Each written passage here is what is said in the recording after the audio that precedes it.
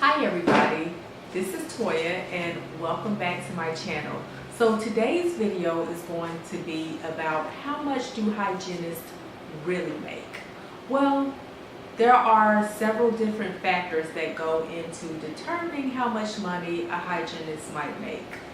So let's get started. So there are several factors that could determine how much a hygienist makes. So the setting and location, that's one thing to consider.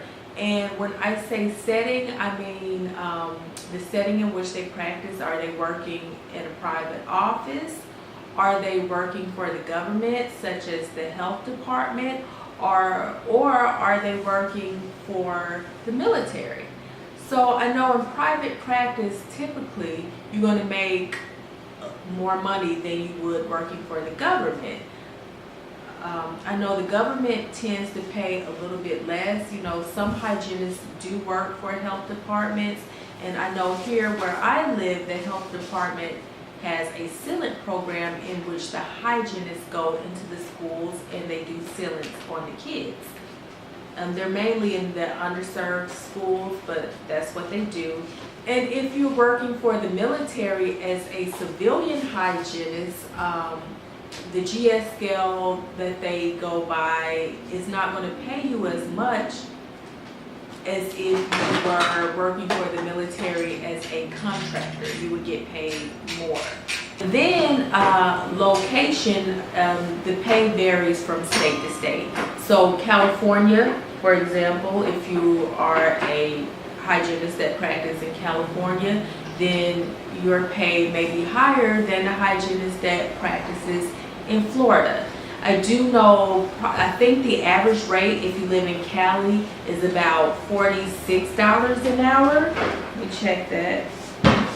And I believe that if you live in Florida, the average rate for a hygienist is $29 an hour. Now, keep in mind that that's just an average. So some people make more and some people make less. Hopefully, if you're a hygienist practicing in any state, you're on the higher end.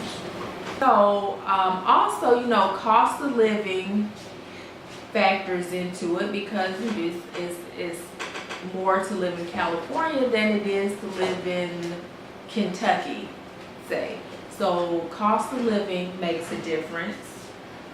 Experience makes a difference. Some offices, the more experience that you have, the more they're willing to pay. But on the other hand, you have some offices that like to hire new grads because they feel like they don't have to pay them as much. So if they don't have to pay as much, then they're not going to want to pay as much. So it just, that kind of depends on the office. As far as education, I can't really say that education is a factor in determining how much a hygienist might make, because whether you have your associate's degree or your bachelor's degree or higher, as a hygienist, you're going to make the same amount. The only difference is with a higher degree, you're going to have more opportunities that are available to you besides being a clinical hygienist. So, you know, that's something to consider when you're in school and you're trying to decide whether you want to get your associate's degree and stop there, or if you want to go on and pursue your bachelor's and eventually your master's degree. So for hygienists, another thing that determines your salary is how you get paid. And when I say how you get paid, I mean, are you getting an hourly rate? Are you getting a daily rate? Are you working on commission? And then sometimes the office that you're in, the practice that you're in, may offer bonuses and incentives, which also factor into how much you bring home. So as you can see, there are a lot of different factors in how much money you can make. Okay, and the big one for me is supply and demand. So by that, I mean, let's say an area has 20 hygiene programs. That means that they're graduating a lot of hygienists. Therefore, the supply of hygienists is high, which lowers the demand and in turn creates competition for jobs in those areas. And that can be a bad thing because people are competing for jobs. You know, they want to work after they've been to school, and so when they are offered a job, then they might be offered lower pay, and that's what happens. So then they have to decide if they want to take that lower pay or not, because there is someone else that's willing to come in and work for that. Whereas an area that may only have 2 hygiene programs are producing as many hygienists. Therefore, the market is not flooded and oversaturated with hygienists, and the demand stays high and the pay stays high, which is the opposite in the other scenario.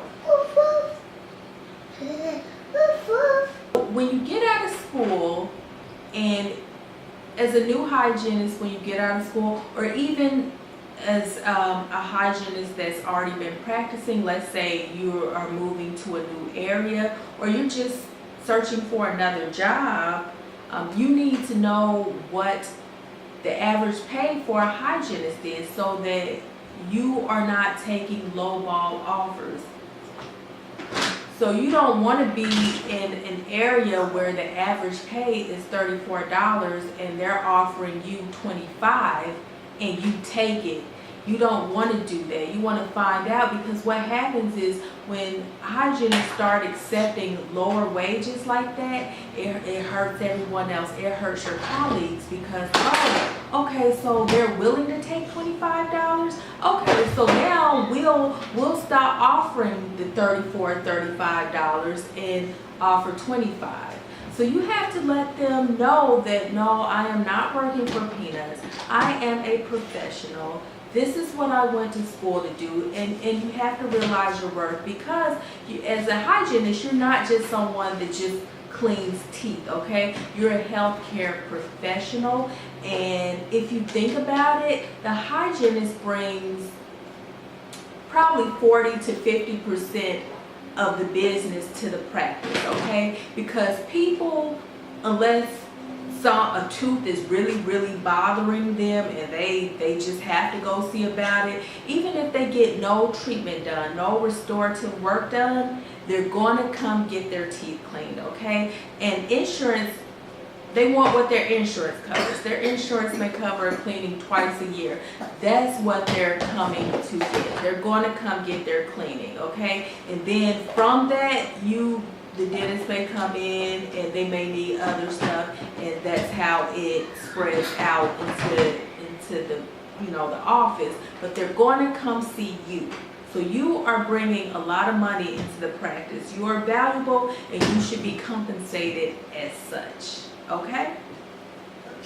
Now, there are times when you may take a little bit below the average. The average might be $34, and an office might offer $31, and it may come with a lot of benefits, and that may be a time when it's worth it for you to take less, because they're offering health care and vision and disability and 401k and bonuses and whatever else other benefit package they may have. So then you have to take into consideration, like, okay, the pay is not as high as some people are making, but with all these benefits, it equals to that. So you have to decide what's best for you, because some offices don't have any benefits, but they may be paying a little bit more, but in turn you have to pay for your own health. So that brings us to the end of this video. I hope you have enjoyed it. If you have any comments about anything that I have said, feel free to comment down below, and please don't forget to subscribe, especially if you would like to see more of this kind of video. And I will catch you all in the next video. Thanks for watching. Bye.